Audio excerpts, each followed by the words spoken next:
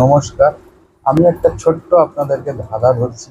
এই ধাঁধাটি খুবই সহজ আর সুন্দর, আর মানে খুবই ভালোভাবে আপনারা উত্তরটা দিতে পারবেন যদি ধরতে পারেন। একটা নদী আছে আর মাঝি আছে। তো একটা মানুষ কি করেছে, যে একটা গরু কিনেছে। তো গরুটি নিয়ে এসছে নদীর পাড়ে, তার তার ওপারে বাড়ি। তো নদীটি গিয়ে সে তার বাড়ি যেতে পারবে।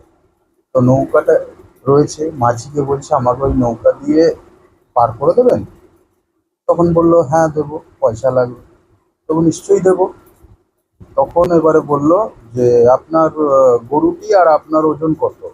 তখন বললো আমার গরুর ওজন কত, 50 কেজি, আমার ওজন 40 কেজি, তো 90 কেজি।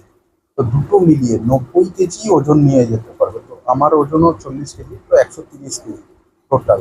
তো 130 কেজি, 100 গ্রাম চাই, 50 গ্রামও যদি বেশি হয় তাহলে নৌকাটা ডুবে যাবে।